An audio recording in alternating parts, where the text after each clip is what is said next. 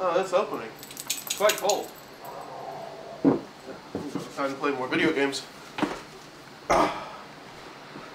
See how that.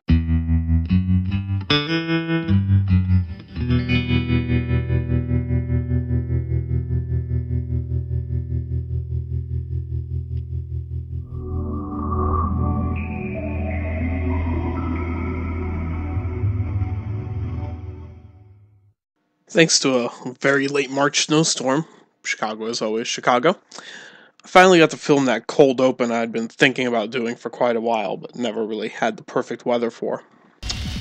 So, snowboarding.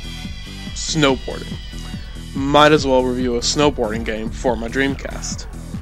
Actually, to my knowledge, this is the only snowboarding game on the Dreamcast, Rippin Riders, which has different names in different territories. I believe it's called like Cool Borders Burn in Japan. I don't remember the name of the European version, but still.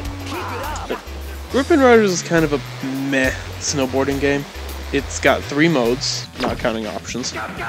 Free play, half pipe, and a 2-player match race. And unfortunately, you need to unlock the courses after the very first one. And unlocking stuff is hard. Or I just suck. I know I suck. But it's still hard. There's a high score necessary to unlock any stage. And it's not easy to beat. And you need to unlock the stages in order. However, I eventually unlocked some stuff, thanks to Gymshark. And I got a few hours in the game. And I can tell you it's a middling game at best. Compared to the gold standard of extreme sports games, it's definitely not Tony Hawk. It looks pretty good for a Dreamcast game, with a pretty good little particle effect on the snow that your board carves out. And the environments are fairly large, relatively linear, but that's to be expected. Though that does bring about quite a bit of loading, and they look pretty good as well. The races themselves could look a little better, but I'll assume the races took a bit of a hit for the scope of the races.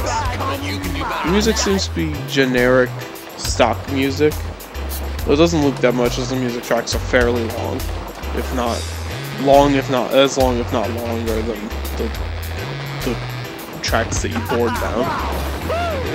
Effects are, if the sound effects are there, the boarders or snowboarders, say little pithy one-liners throughout the course. There's an announcer who varies between mediocre and annoying. Like a lot of games in that genre in time, you get like Wave Race had a really interesting announcer. So, for example, the controls are essentially just okay. Your snowboarder responds well enough to your directional movements, but pulling off tricks that are more complicated than just one simple press is incredibly difficult.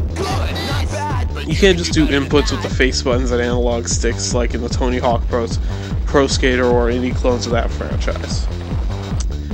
And you take all these things together, the middling gameplay, the mediocre sound, the steep difficulty, the good but not great graphics, make Rippin Riders a definitely middle-of-the-road title. That's why it gets a 5 out of 10. It's apparently the best snowboarding game on the Dreamcast, but that's because there's no competition.